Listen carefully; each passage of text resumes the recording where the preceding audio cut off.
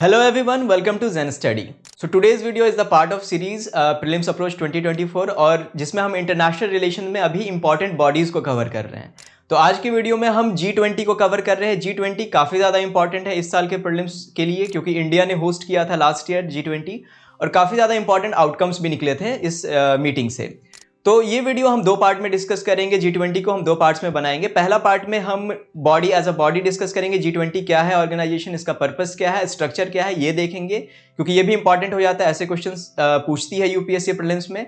और फिर next video में हम डिस्कस करेंगे कि अभी जो इंडिया ने होस्ट किया G20 को, उसके क्या आउटकम्स निकले, क्यों वो इंपॉर्टेंट है। जो दिल्ली डिक्लेरेशन लास्ट में जिसे यूनानिमसली रिलीज किया गया, उसका क्या इंपॉर्टेंस है, क्या क्या इंपॉर्टेंट डॉक्यूमेंट्स एग्रीमेंट्स साइन किए गए।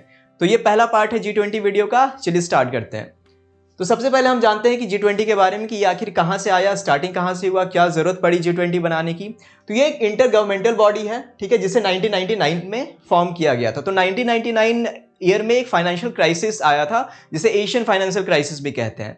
तो उसके बाद बेसिकली G20 बनाया गया था किसी ऐसे ग्लोबल फाइनेंशियल इश्यूज को टैकल करने के लिए, ऐसे किसी क्राइसिस को अवर्ट करने के लिए G20 को बनाया गया था। तो इसमें बेसिकली जो इसके जो मेंबर्स थे, जो भी कंट्रीज थे, basically they were represented by the governors of central bank. तो ये एक इकोनॉमिक कोऑपरेशन, इकोनॉमिक इश्यूज को हैंडल करने के लिए बेसिकली G20 का फॉर्मेशन हुआ था after the Asian financial crisis of 1999। हालांकि 2008 में एक और फाइनेंशियल क्राइसिस आया, like it was one of the biggest financial crisis 2008 में। और उसके बाद से G20 का जो पर्पस था वो थोड़ा चेंज हुआ। उसके बाद से अब ये सिर्फ एक फाइनेंस मिनिस्टर्स या सेंट्रल गवर्नमेंट, जो सेंट्रल बैंक है उसके गवर्नर्स की मीटिंग के बजाय ये अब लीडरशिप लेवल पे चली गई, यानी अब लीडर्स समिट होने लगा G20 के अंडर में। तो 2008 से ये इट स्टार्टेड मीटिंग एनुअली, ठीक है। उसके पहले ये एनुअल मीटिंग्स नहीं होती थी, बट 2008 से हर साल ये एनुअल मीटिंग्स G20 की हो रही है और इस बार इंडिया में ये हुआ था।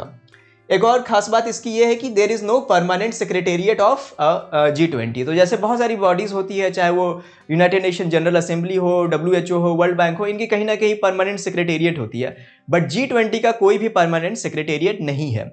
और G20 इसलिए भी इंपॉर्टेंट है क्योंकि अभी के टाइम में it represents around 80% of world GDP, यानी जितने भी मेंबर्स हैं सबका combined GDP is around 80% of the world GDP, ठीक है, और 2/3 of the population and 75% of the international trade.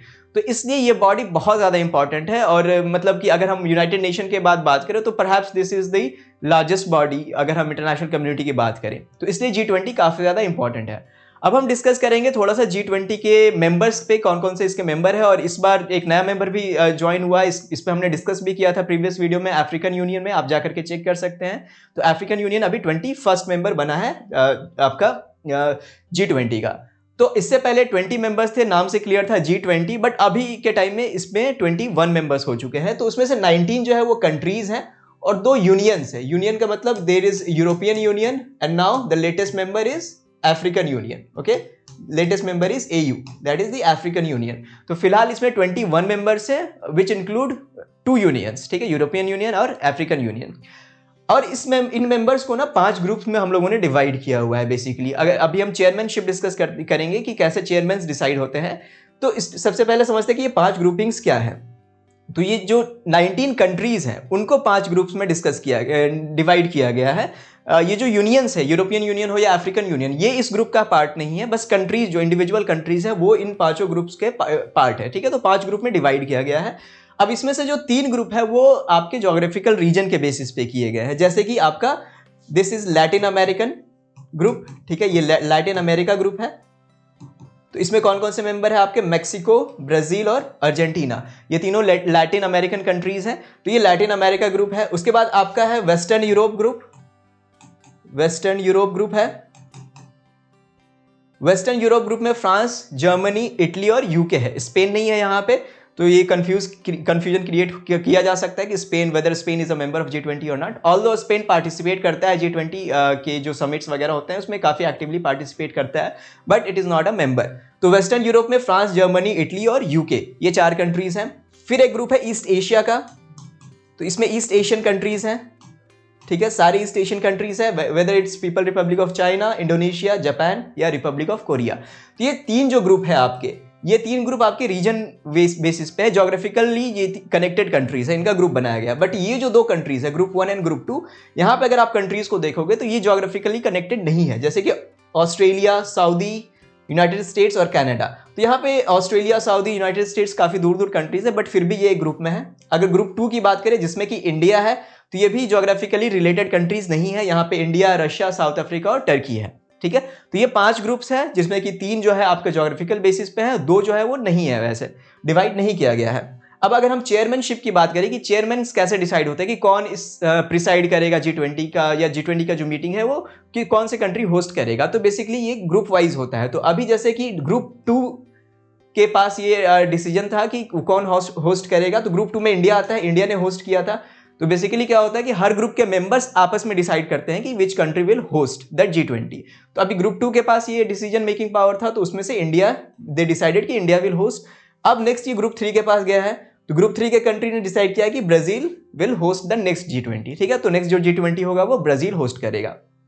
तो ये मेंबरशिप और चेयरमैनशिप हमने देखा। अब हम थोड़ा सा स्ट्रक्चर के बारे में समझते हैं, कैसे काम करता है G20। तो बेसिकली G20 में 3 मेजर ट्रैक्स होते हैं। ठीक है, ये 3 मेजर ट्रैक्स के थ्रू इट ऑपरेट्स। ठीक है ना, उसमें से 2 ऑफिशियल ट्रैक होते हैं जिसमें कि ऑफिशियल जो रिप्रेजेंटेटिव होते हैं कंट्रीज के वो आते हैं, और एक अनऑफिशियल होता है। तो अनऑफिशियल में non government organisation, civil societies, ये सारे पार्टिसिपेट करते हैं।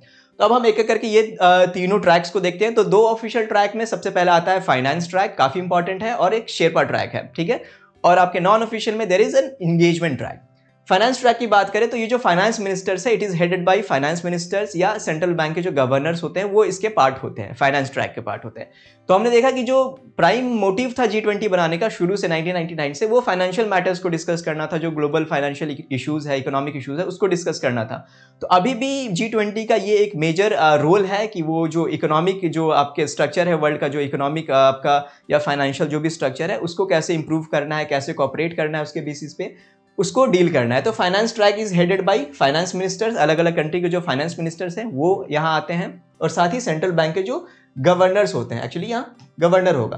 ठीक है, सेंट्रल बैंक के जो गवर्नर्स होते हैं। तो this track usually meets 4 times a year. ठीक है, तो G20 साल में एक बार मिलता है, बट ये जो फाइनेंस ट्रैक है it usually meets 4 times a year, जिसमें से 2 बार they meet on the side line of World Bank and IMF meeting. ठीक है, तो वर्ल्ड बैंक और IMF की जो मीटिंग्स होती है उसके साइड लाइन पे भी ये मीटिंग्स की जाती है। ठीक है, अब हर ट्रैक के अंदर बहुत सारे वर्किंग ग्रुप्स होते हैं। तो फाइनेंस ट्रैक के अंदर भी बहुत सारे वर्किंग ग्रुप्स हैं, जैसे इंफ्रास्ट्रक्चर पे है, economy, financial regulation, financial inclusion, तो ऐसे बहुत सारे वर्किंग ग्रुप्स हैं अंडर द फाइनेंशियल ट्रैक।